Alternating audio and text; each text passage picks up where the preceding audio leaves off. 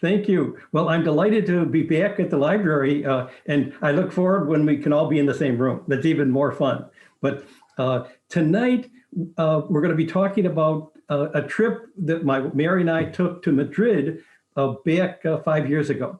And I started giving these presentations as part of the Institute of Continued Learning at Roosevelt University. It's in Schaumburg, and if you're 55 and older, look it up on the web. It's a wonderful organization for a lifelong learning. And we just have a lot of fun with programs that are led by our members. So I started there, but then senior centers and other libraries asked me to come and present, and one thing just led to another. So tonight we're talking about Madrid. We're talking about Spain.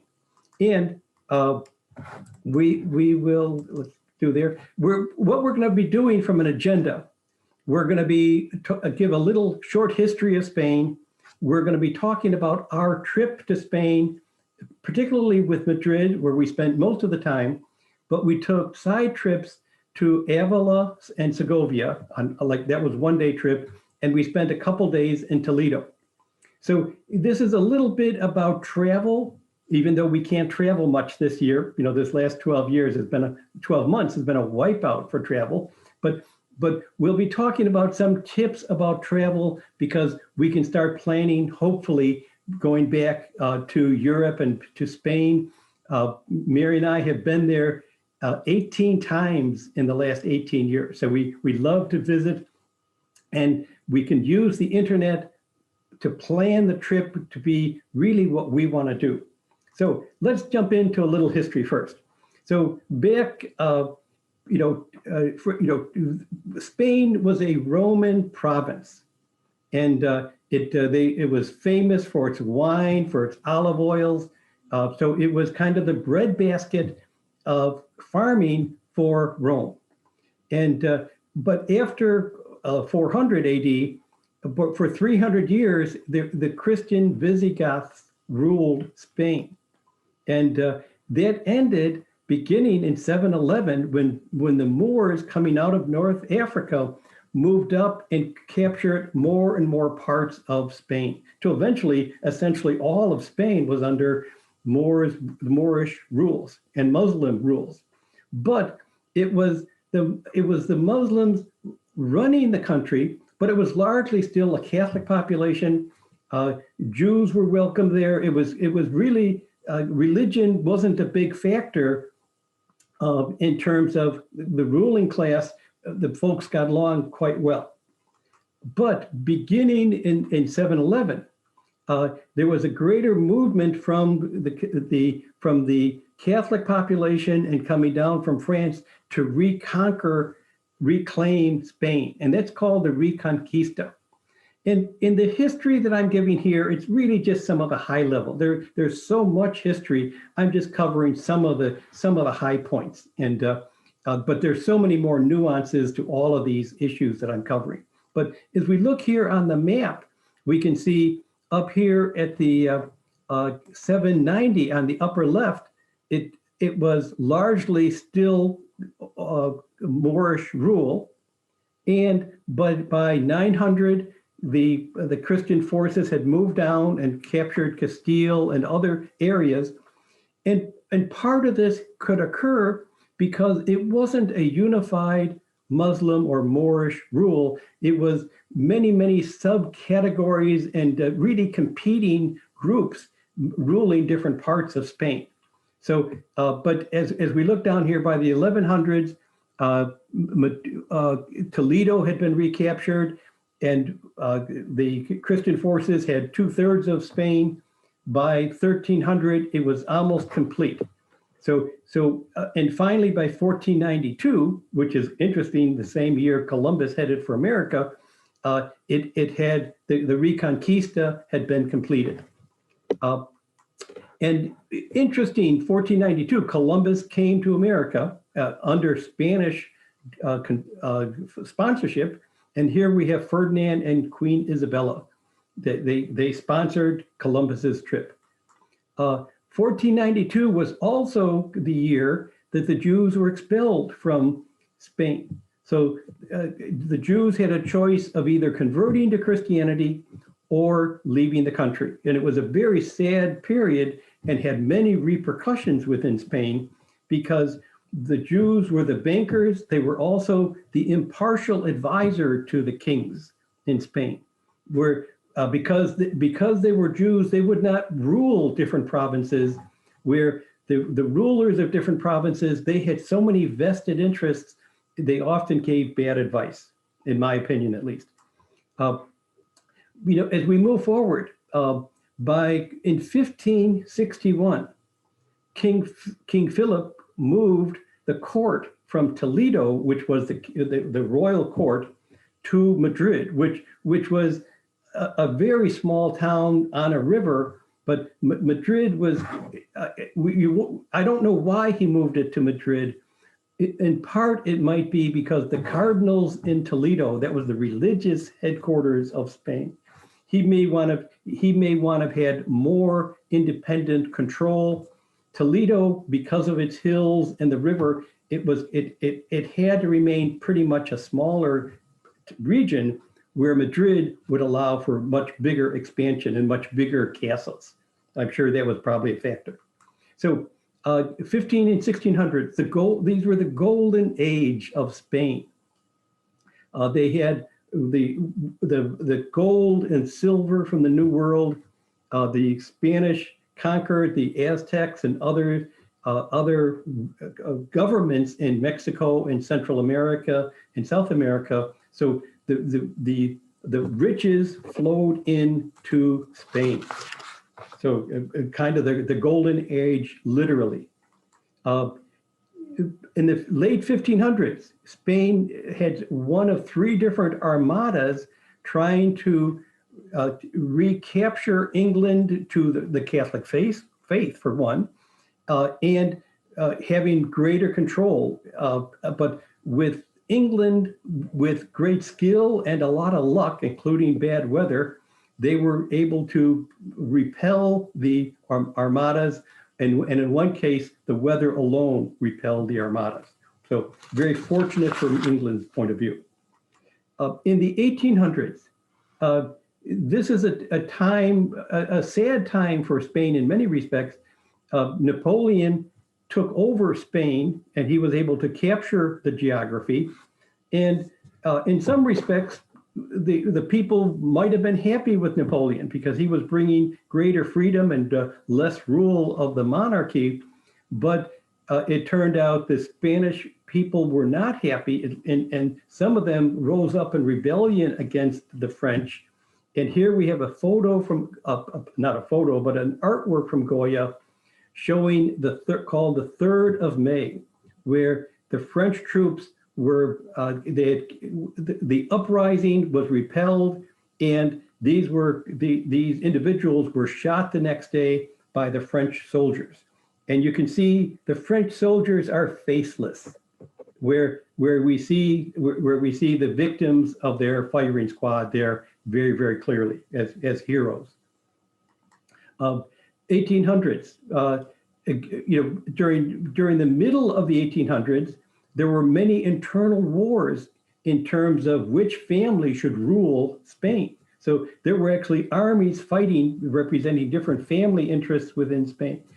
And so you could imagine that would actually weaken the government and weaken the country, as indeed it did. By the late 1800s, the Spanish-American War with the US, they lost colonies, they lost the Philippines, they lost Cuba. It was just continued to be a very, very bad time. And you could wonder, could it get any worse? Well, indeed it did, because by the middle of the 1930s, the forces within Spain, on the one hand, you had the traditionalists, we call the royalists, and the Republicans won the election. So the people that wanted greater democracy won the election. This was very much that the army and the royalists were very much against this. It with a very complex situation. Needless to say, 500,000 people died in the Spanish Civil War. And Ernest Hemingway was there. We had the Germans, and the German Air Force was involved. The Russians sent help. What was particularly tragic about the Civil War was that within a given town, you had people fighting, civilians, within families. When we had our Civil War, most of the people in the North were for the North, or at least neutral, and the people in the South were for the South. It was pretty much geography divided. Here, the geography, it got down to the family level. So the brother against brother was common in terms of this great tragedy to Spain that lived on for many, many years. Even in today, when you think like 1990, people's grandfathers had suffered and died in the Spanish Civil War. After the Civil War, General Franco became basically the dictator of Spain, and he ruled for 40 years, really in collaboration with the Catholic Church. And while Franco tried to modernize the country, he was also trying to shield it from corrupting modern influences. And so, that it's almost contradictory what he was trying to accomplish. But he ruled until 1995. So that's just a high-level background. But all of this affects what we see when we go to Spain today and the after effects of this. So let's jump into the actual trip that Mary and I took. And first of all, we took the trip. We took a trip using the British Airlines holiday package. And Mary and I have done this 2 or 3 times, where some of the airlines in Europe, and British Airways does this very well, they offer very attractive packages that include the flights, hotels. In this case, we were there for 9 days. We flew directly to Spain on Iberia Airlines, which is owned by British Airways. And we had a nice hotel, and we had breakfast every day, and it was $1,100 per person. And this was in March. And we went in March particularly because March is a wonderful time to visit Madrid. July and August, it's 80 degrees most days in July and August, and it feels like 95. I mean, it's just very, it's a very warm climate during the summer. In March, it was delightful. It was in the 60s during the day and low to mid 50s at night. So it was just an ideal time. We have our priorities on travel. And the beauty of the internet is the internet, or working with a travel agent, you can design the trip that really fits your style of travel. In our case, we were interested in history and art, music, the gardens. We were was interested, religious sites, and we're interested in the Toledo day trip. On the right, our low priorities were fine dining. We're not gourmet diners, so that wasn't important to us. Nightclubs and nightlife was not high on our list, nor was soccer and sporting events. And Madrid offers all of those things on the right. They just weren't important to us. So we were able to design the trip to meet our goals and our style of travel. And we flew into the Madrid airport. It's a modern airport. It's a wonderful airport. We've been there a number of times, particularly when we've flown to France and Italy, where we fly to Madrid, nonstop to Madrid on Iberia Airlines. We spend an hour or 2 at this modern airport, and then we're off to France or Italy. It's a great stopping point on your way. Now we stayed at this hotel, the Holiday Inn Pyramid, the Pyramid Hotel, as it were. And I had done research. This was one of the hotels offered by the British Airlines holiday package. And I liked the hotel, first of all, because it's right on a metro stop. So it was easy access to everything in Madrid. And it actually had a direct link to the airport on like a metro type train, but we didn't even realize that at the time. But it was the metro link. It was the local subway link that we liked, and it had a breakfast included. And that's a nice way to start the day. And here we have just some of the temperatures, as I mentioned earlier. The hotel had a wonderful breakfast area, but we had just an interesting experience here. The first morning that we were there, we were walking down the hall, and one of the bellhop or one of the workers was there, and we asked, well, where do we go for breakfast? And he directed us down this hallway, and there was a large conference room, and on the tables around the conference rooms are all the breakfast items. And it was very good. We were actually the only ones there, but we got our little our cereal and our cheese, and we had a nice breakfast. And we came there the next day, and the room was full. Because there was a group from some remote farming community in Spain that was staying at the hotel, like a tour. And so every seat was taken just about. And this group, nobody spoke English, or at least the people that we saw, tried to talk to, but they were just wonderful, delightful people. They each moved over so that we could have a place to sit. And we were getting our waffle and our cheese. And one of the workers came over and said, well, what are you doing here?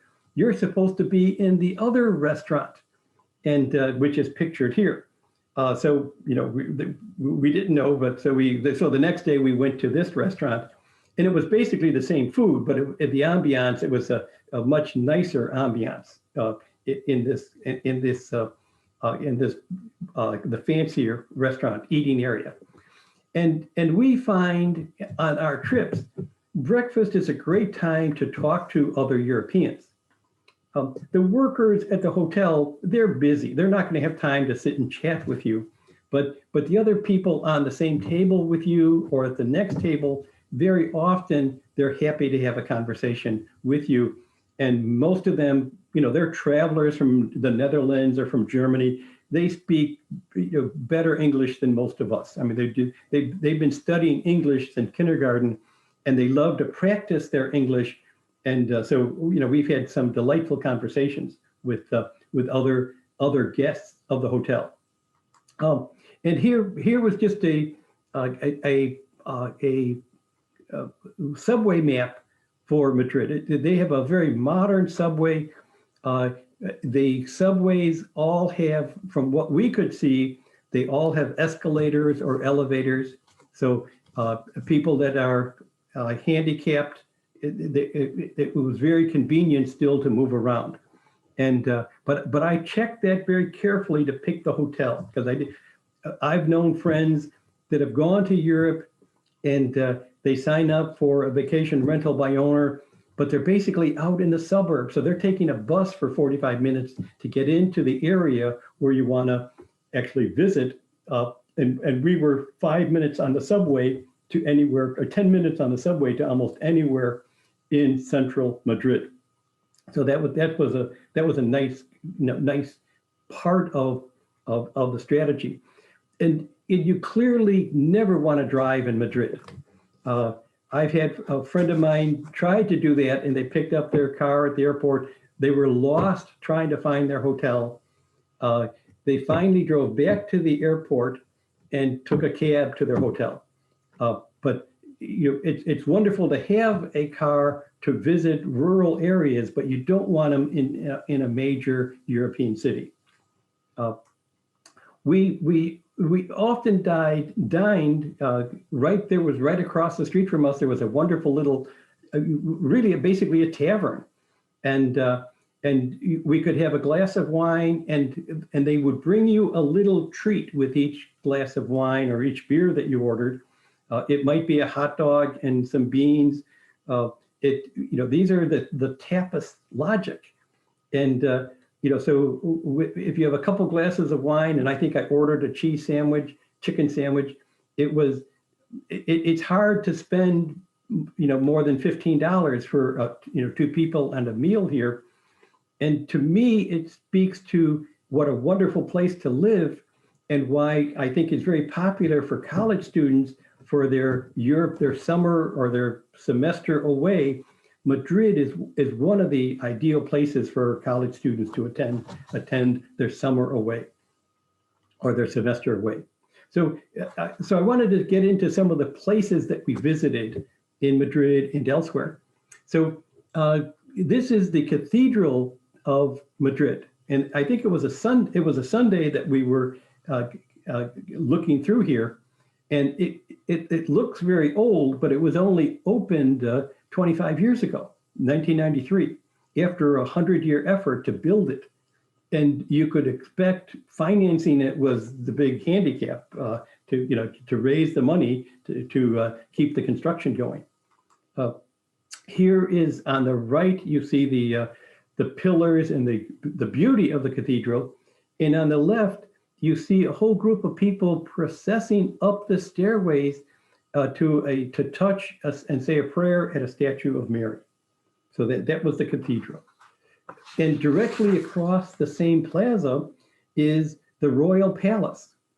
So this Royal Palace, almost 3,000 rooms. I mean, so every king in Europe wanted to have a palace to rival Versailles, to show how important they were. This was the version in Spain, and they certainly had lots of money from the gold in the 1600s to build whatever they wanted to build. So 1.5 million square feet, and just enormous. It was very refreshing to see all the different rooms, and there were many more rooms available to view than is the case in many of these palaces in Europe. So we just saw 20 or 30 different rooms, where in some palaces like Versailles, you might see 10 different rooms. Here it was 2 or 3 times, and very ornate, as you can see from these photos. We also, nearby is the Palace Mayor. And this was the central palace for Madrid. And this used to be holding government offices in the past. And now these are private apartments. So for 400,000, you can have a studio apartment in this kind of building. So but very huge. You can see the people. You can see how large this is and how beautiful it was. So the next day, we took a bus trip to the towns of Avila and Segovia. And here we have our tour guide with Mary. And it was just a wonderful tour guide. She would carry on a conversation in English and Spanish, alternating both on the bus and while we were visiting the different spots. And our experience is a good tour guide is just totally invaluable. Not only do you learn a lot from what you see, much of what you could see, you could gain from a Rick Steves book, but the tour guide brings it much more to life, and it puts it into context within their life and what they and other college students experience. In Europe, to be a tour guide, you have to go through years of training. It's like a college major that you have to study and be certified. And without that badge and without certification, she could not lead a tour. Most of the European countries are very, very strict on who could lead a tour and what kind of education and training they have. But she was just a delightful tour guide. So in Avila, the most famous resident of Avila was Saint Teresa of Avila. And she was a Carmelite nun. She was a prominent Spanish mystic. And she was a religious order reformer. Because back in this time, many of the religious orders, both men and women, they weren't living a very strict life.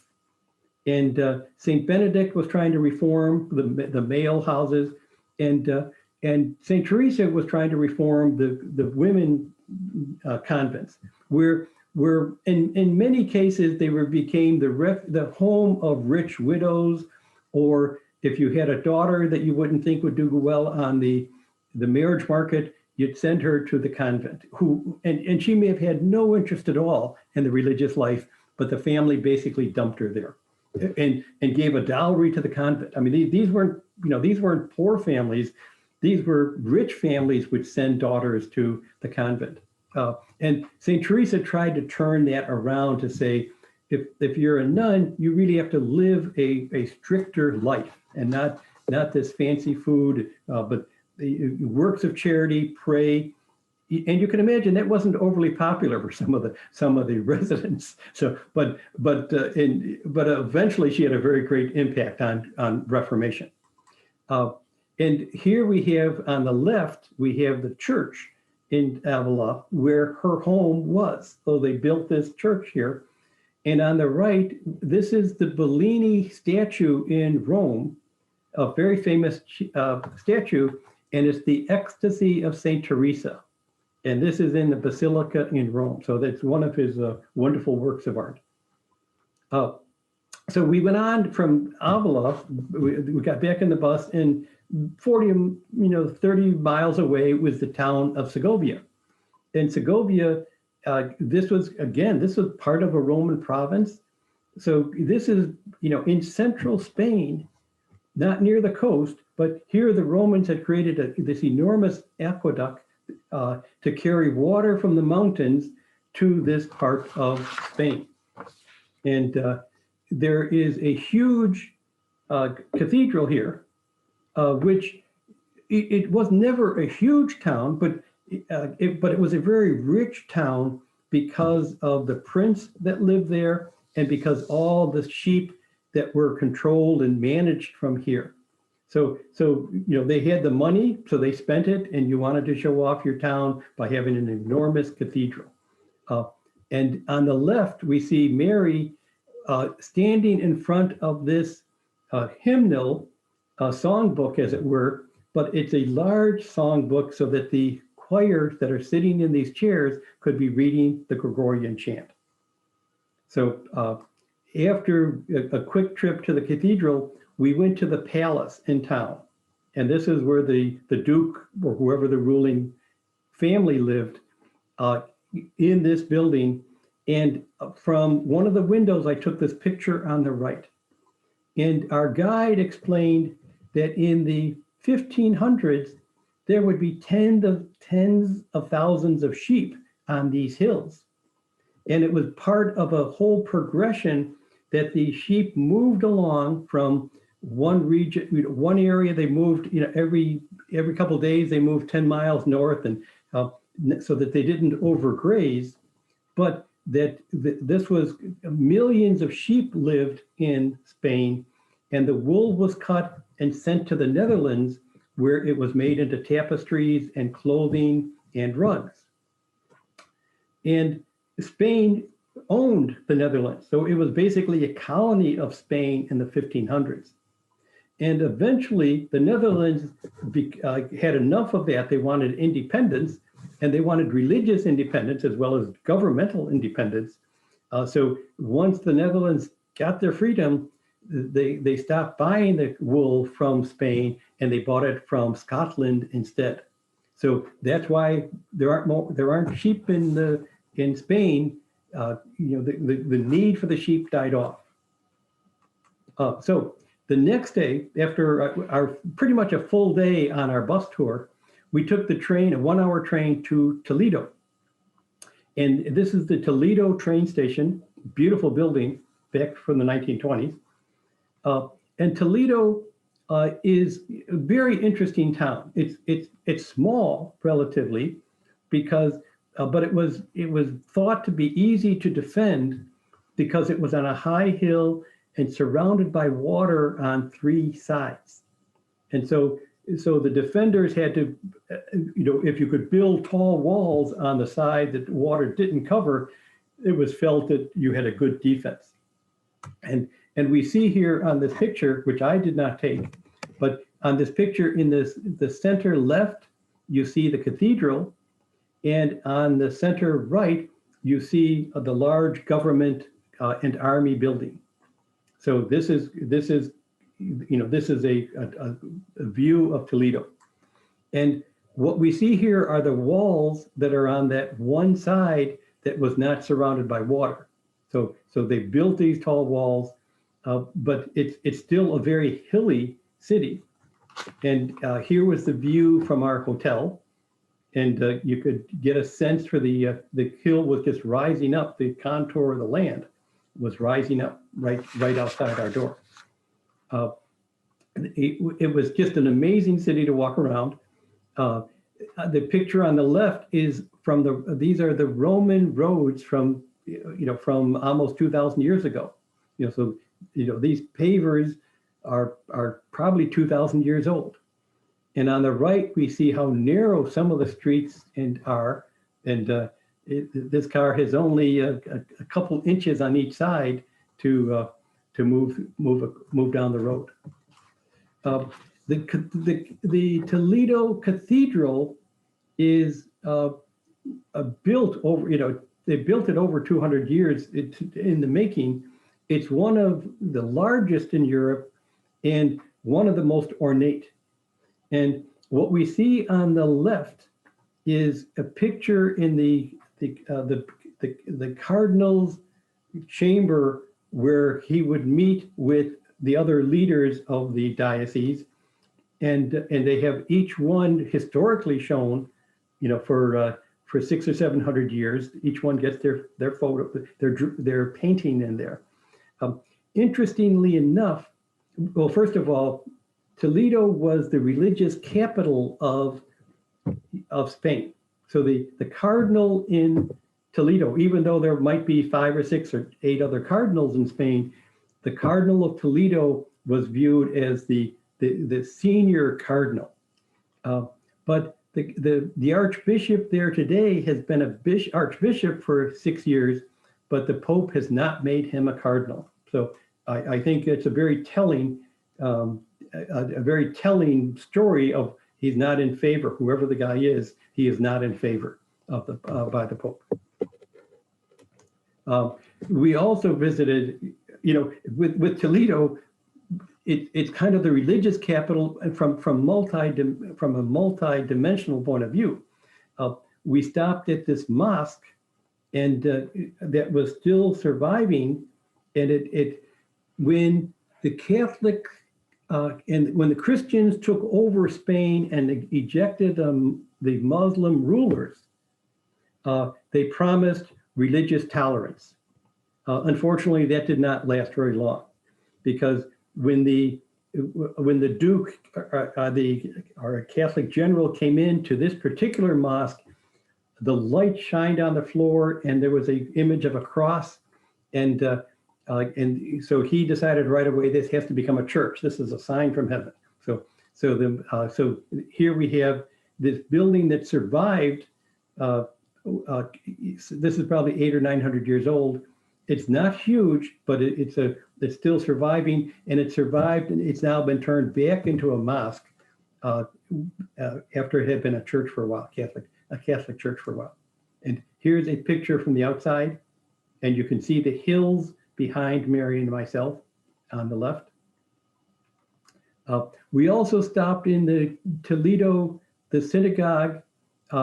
This was one of 6 synagogues that was in Toledo, and prior to 1492, the Jewish merchants and bankers, they were the advisors to the king, and so they were very influential. They were lending money to keep the king going.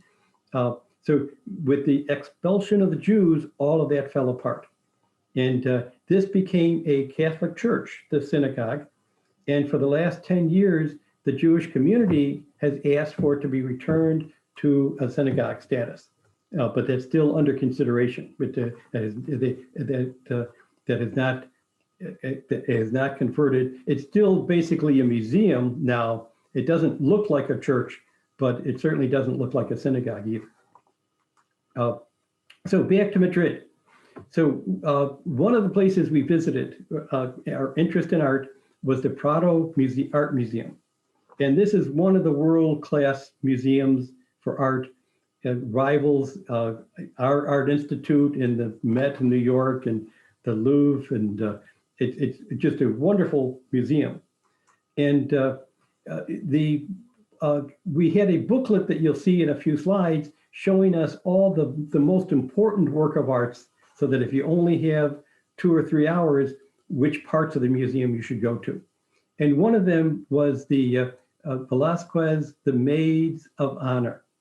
And this is the artist who is a self-portrait there. You can see him, he drew himself in this painting.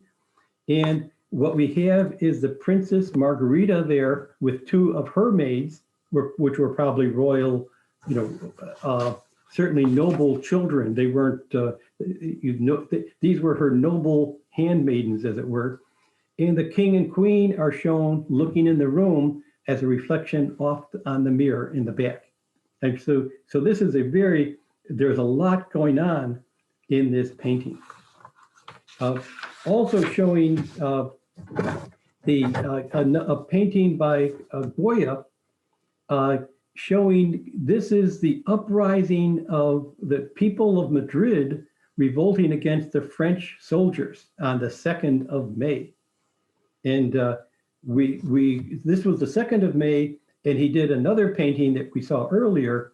This is the 3rd of May, where we have the French soldiers, the faceless soldiers, executing the ringleaders of the mutiny from the day before. So, I mean, this artwork in this kind of museum, some of it is just larger than life. I mean, you can see on the left this work of art, and you can see the size of it in contrast to the people on the lower part of the screen looking at the artwork. And there were a number of art students wandering around and making copies, with the official license. You just can't walk in and make reproductions. But here, this artist had the certification to actually do this kind of work. And here we were taking a lunch break, and Mary is holding this wonderful little book that guides you through the most important the most important part of their collection, particularly if you have a limited amount of time. And it not only tells you what to look for, but it tells you how to work your way through the museum in the most efficient way possible. So after 3 or 4 hours in the museum, the art museum, we went off right nearby to the Rialto Park. And this is a delightful oasis. The day we were there, it might have been high 60s, so it was still very, very comfortable. This is March, but there was still greenery. Some of the spring flowers were coming, and the trees were greening up. And on the right, we see families and friends having fun at the large lagoon in front of this work of art. So that was the Rialto Park. And here, a great oasis, and particularly if you can imagine in the summertime when the temperature is mid-80s, if you can get under some of these trees and around the greeneries, it may feel 10 degrees cooler. So this was a great place to relax. With our interest in music, we read about this version of light opera that's called Zarzuela. And it's a very interesting art form. And first of all, here is the venue where we saw the work. And we were up in one of the balconies. We weren't down on the floor. We were up on a balcony area and still had a wonderful view. But the Zarzuela, the format, it's basically light opera. And it surprised us because the words were projected in English. And that was certainly a surprise to us. We were expecting it to be in Spanish, but the words were in English. And Zarzuela it's singing, it's dancing, and it's kind of a message of what is the common people doing. It's not about royalty as much as the common people. And in the production we saw, it had kind of the life of a soldier that was in love with a princess, and the trials and tribulations of the love that they formed. But I mean, the story on some of this is almost secondary. It's the singing, it's the dancing, it's the orchestra. We certainly had a wonderful time attending that event. And we also got help. We actually left our hotel a little bit later than we should have, and we got to the area of the theater, and we weren't sure where to turn, and it was about to begin. But we asked a woman that was standing near us, and she looked it up on her smartphone and took us right to the door. She went out of her way, to walk us half a block in the right direction to bring us to the theater. So that's been our experience throughout Europe. People have been very, very helpful. The fact that Mary smiles so well and can usually speak a little of the language is also a big help. So after 10 o'clock, the event ended, and we went for dining. And 10 o'clock is when dining begins in Madrid. People take a 2 or 3 hour break in the afternoon, and then come back and work till 7 or 8 o'clock at night, and then go home and have a late dinner at home. And it might be a lighter dinner at home, or they go out to a bar and restaurant, and they dine from 10 till midnight, would be fairly common. Now, this whole system is breaking down somewhat because people are living farther and farther from where they work. And so more companies, particularly that are dealing with other parts of Europe, are moving more towards a 1 or 2 hour lunch, and not the 3 hour, let's stop business for 3 hours and work till 7 or 8 at night. But that certainly has been historically part of it, and they still dine late. And we had a wonderful meal at right near the theater. So as our trip was winding down, we wanted to go. Rick Steves had recommended visiting this convent, and it was a convent that has an interesting history, because the buildings themselves were one of the first palaces in Madrid.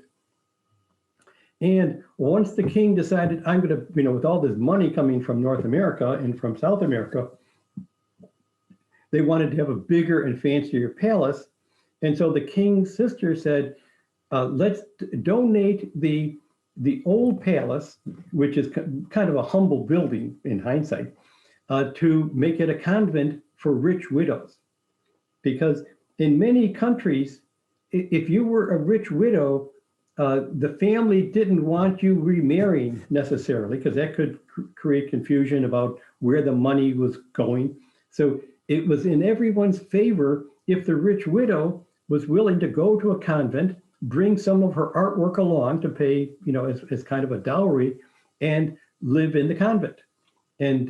And the family moved on, and there'd be a new heir, and new husband and wife running the family operation.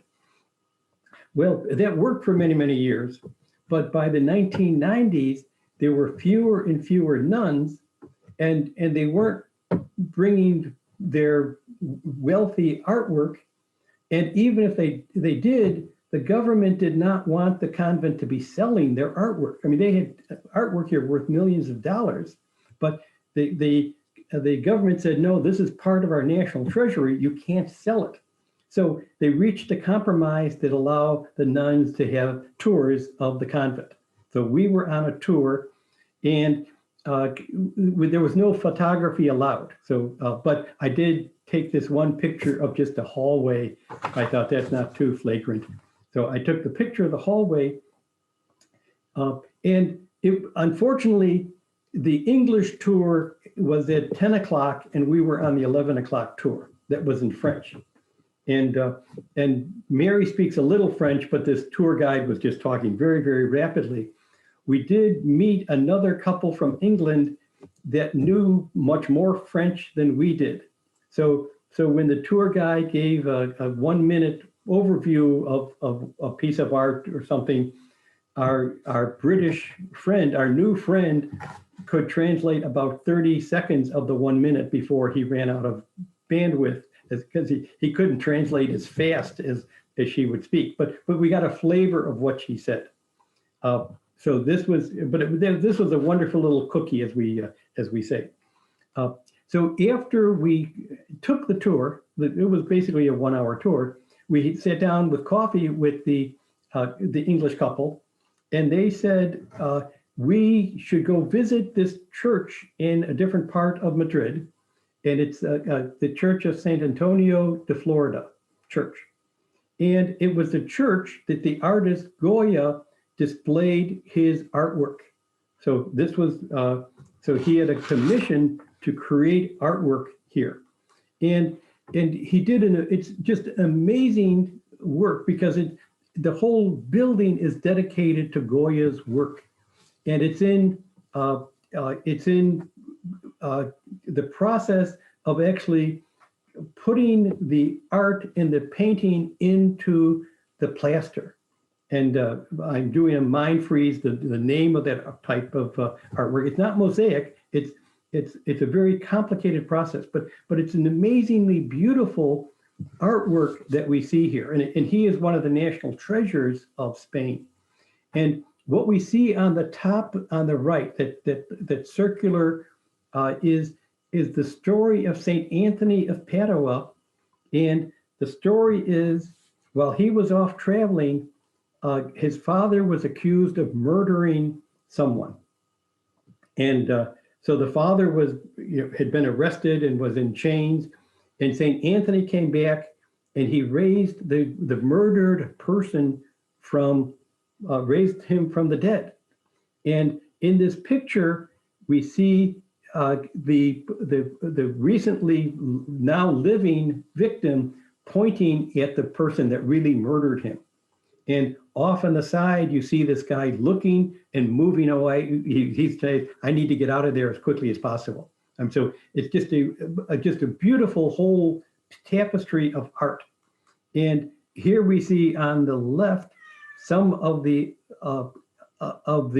artwork, and this was Goya's former burial place, but now he's at a different location. But just incredible work of art.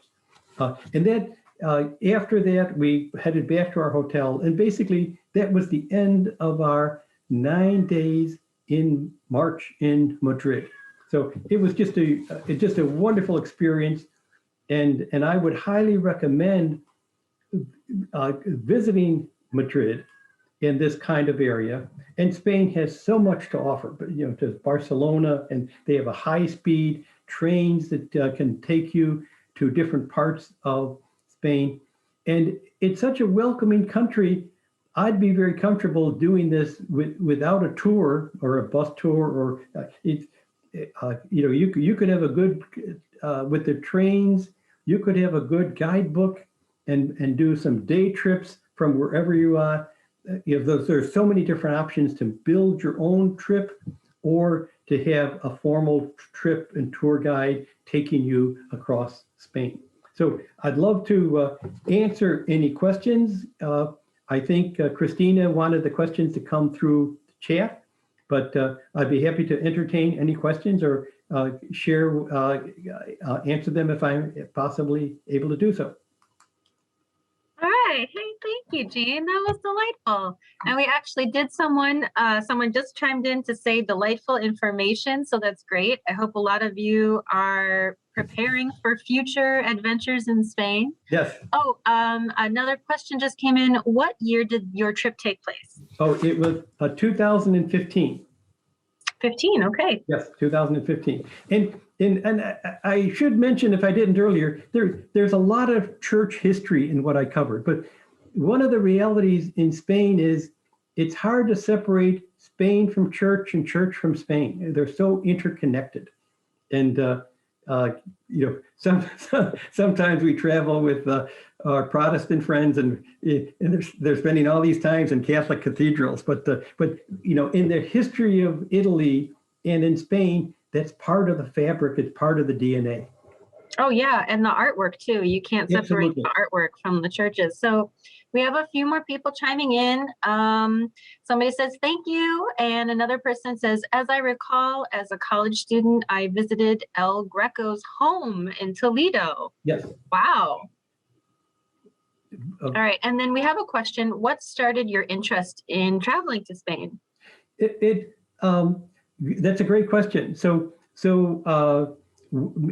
Mary and I have been traveling through Europe, and Spain was low on our list. So we had been to Italy, I think 5 times, and France 6 times, and Spain had never made the list. So so with this opportunity with British Airways, with their holiday package, we said, well, this is too good a deal to pass up.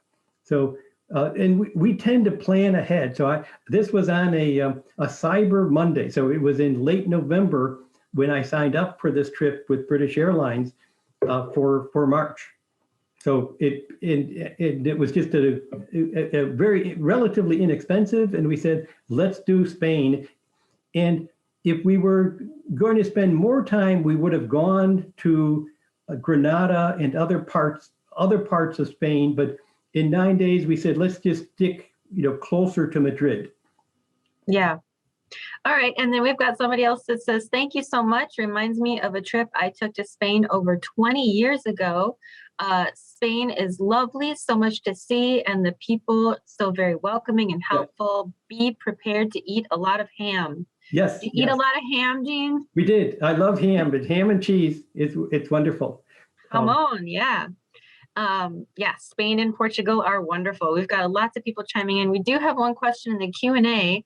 How do you know you're choosing a good tour guide when you're researching the options? So great question. So sometimes I think this one we went through a website called Volatur. It was a website that had a tour guides, and this was from a tour company. In other cases, we've gone to a small independent tour guide, but you're basically taking a chance. You don't really know. But in our trips to Europe, we've always, I think of 12 tour guides, we might have had one weak one. But these individuals, they because they're kind of certified, and they almost every time we've been just delighted with the tour guide. And tips are important to these people. So if they're not pleasing their crowd, they're not going to get many tips. So that's a good point. That's a good point. Is that true for dining too? Is tipping important for your dining service, like in America? Typically not. In most of Europe, the service is included in the price. It's a line item in the price. But so you don't. You might round up or leave a couple of euros, but it's not the case of 15 or 20% as might be in the US. Okay. So yeah, we've got more comments coming in. Informative presentation. Thank you. And we have another question. How many people were in your tour group? Okay. So we were in, it was for Segovia and Avila. It was a bus that could probably accommodate 50 people. There might have been 30 people in the bus. And so there were empty seats. Okay. Well, I do have a question. I really love going to museums. And I know we've just been talking about tour guides. Do you find it helpful to get a docent to follow around in a museum, or do you just typically research what you want to see ahead of time and follow guidebooks? Okay, great question. So there's in many museums you can get a booklet, and it's usually good to buy the booklet in the museum. Some tours, like Rick Steves' tour books, show you the highlights of different museums. And that's good if you only have an hour or two. They're gonna show you the highlights. Mhm. But the audio items are good, and having a tour guide in the museum is often a wonderful use of your time and money, and oftentimes it's a case of $10 or $12 to have a tour guide for like, so two people, you might be paying an extra $10 to have an hour tour by an expert. And Yeah. That's our experience is that it's very, very worthwhile to have that. Awesome. And so I also wanted to mention, you had talked about the 2 to 3 hour break that happens during the afternoon. Yeah. When I did a study abroad, I lived in Rome, and that was also the case. And it's very surprising to an American when all of a sudden you're overcome by hunger and you go out into the world and you realize everything is closed. Yeah. Yes. So it's a really good idea to prepare ahead of time. Make sure you have your meal scheduled, because you might find yourself in a situation like you were saying. Absolutely, absolutely.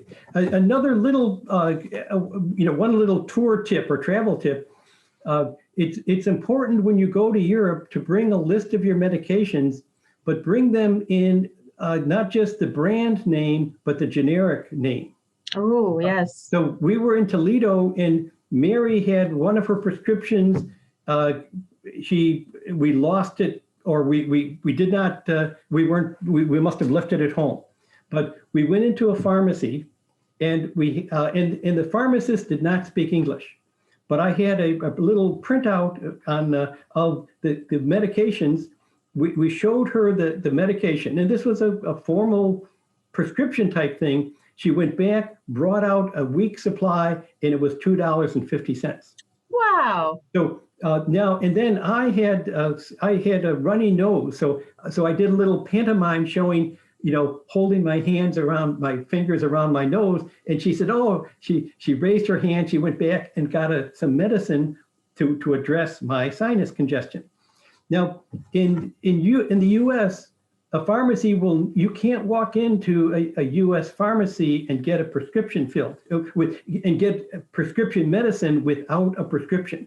Right. But that's not the case in Europe. And as we saw, we got 2 prescriptions that without a prescription, because in Europe, in many countries, the pharmacists are allowed to dispense certain types of pharmaceuticals. Mhm. Not all prescriptions, but they can do many of them. Others you might have to see a doctor to get it. Make sure you bring a list of your medications, so that if you run into trouble, even if they don't speak English, they can often help you out. Well, that's really fantastic advice. Thank you, Gene. We had someone come in and chime in saying pharmacies all over, very helpful. That's great. Yeah, absolutely. All right. So we are going to have Gene back again. I believe we have you scheduled for May, I want to say, but I don't have my calendar in front of me, so I can't look at it right now. But we're going to be doing the Netherlands, right? It's May 24th. We're going to be looking at the tulips and the river cruises of Netherlands and Belgium. All right. Awesome. Yes. Looking forward to that. And you can go online and sign up for that today. All right. Thanks, Gene. It was good to see you again. We'll see you again soon. Okay. Thank you all for being here, and have a delightful the rest of March. All right. You too. Bye-bye, everyone. Bye-bye.